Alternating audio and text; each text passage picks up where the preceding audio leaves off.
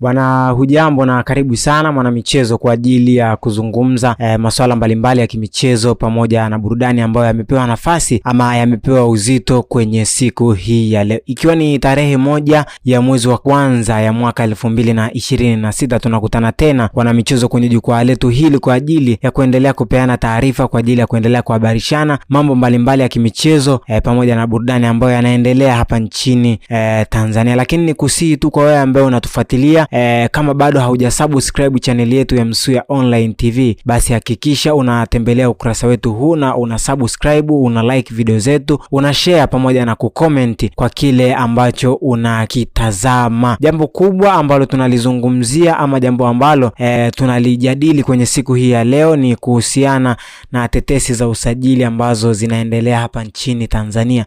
Kabla ya dirisha dogo la usajili kwenda kufunguliwa Januari tarehe 15, ndo dirisha dogo la usajili ambalo litakwenda kufunguliwa. Kwa hiyo kabla ya dirisha dogo la usajili kwenda kufunguliwa, tetesi za usajili zimekuwa ni nyingi. Huyu anatoka huku anakwenda kule. Kwa hiyo tunakuja kuangazia kuhusiana na kinaga ubaga ama kile ambacho kinaendelea kuhusiana na tetesi za usajili. Mohamed Damaro Kamara ndio mchezaji ambaye tunakwenda kumuongelea ama tunakwenda kumzungumzia kwenye siku hii ya leo. Ama safari yake ya soka, alizaliwa tarehe 1 Juni mpaka hivi sasa ukijaribu kutazama ama ukijaribu kuweka takwimu zako sawa, ana takriban miaka 23. Safari yake ya soka ya Mohamed Damaro ilianzia pale nchini Guinea ambako mwaka 2022 alijiunga na klabu ya Hafia ambayo ilikuwa inashiriki ligi kuu ya nchini Guinea pamoja na mashindano ya kimataifa. Hapo alicheza kwa mafanikio makubwa kabla ya kujiunga ama kabla ya kuonekana na klabu ya Singida Black Stars kutokea nchini Tanzania. Kabla hajajiunga na klabu ya Singida Black Stars, utakumbuka Mohamed Kamara alikuwa anahusishwa na klabu mbalimbali. Alikuwa anahusishwa na klabu ya Simba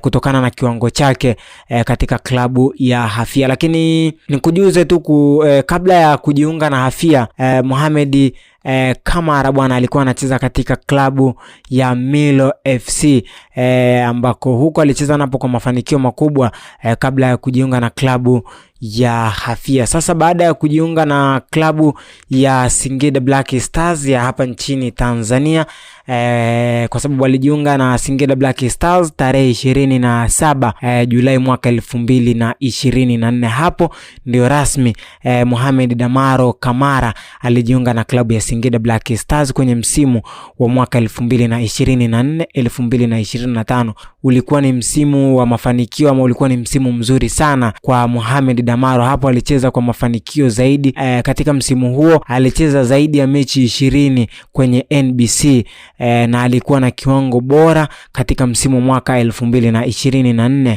2025. Msimu mwaka 2025 2026 hajawa na kiwango bora sana kutokana na kocha Miguel Gamondi kuja katika kikosi cha Singida Black Stars, lakini kutokana na quality ya wachezaji na wingi wa wachezaji ambao wako katika klabu ya Singida Black Stars. Utakumbuka mwaka 2024 2025 Singida Black Stars ilifanikiwa kufanya vizuri na kufuzu katika mashindano ya kimataifa. Tunavyozungumza, Singida Black Stars ni mojawapo ya timu ambazo bado zinaendelea kucheza mashindano ya kombe la shirikisho. Kwa hiyo kuja kwa Miguel Gamondi ndani ya klabu ya Singida Black Stars haijawa ni sehemu ya Mohamed Kamara kupata nafasi katika klabu ya Singida Black Stars na kuendelea kufanya vizuri. Utakumbuka msimu mwaka 2024 2025 alifanya vizuri sana katika klabu ya Singida Black Stars huku akicheza kwa mafanikio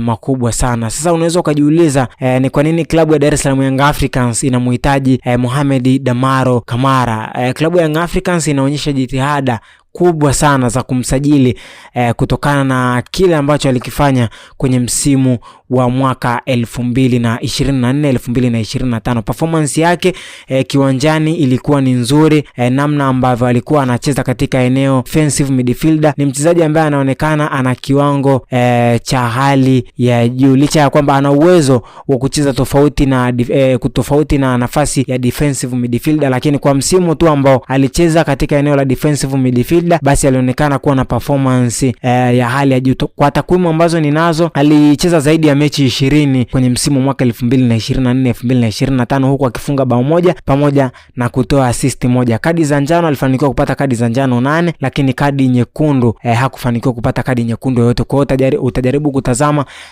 kwa msimu mwaka 2024 ulikuwa ni msimu ambao alicheza kwa performance ya hali ya juu, alicheza kwa nidhamu ya hali ya juu kutokana na uwezo wake. Kwa hiyo klabu ya Young Africans inaonyesha kumuhitaji Mohamed Kamara kutokana na performance yake ya msimu wa mwaka 2024 2025. Sasa kwenye klabu ya Young Africans kuna mchezaji ambaye alisajiliwa katika dirisha kubwa la usajili, na Young Africans hawataki kufanya makosa ambayo aliyafanya katika dirisha kubwa la usajili.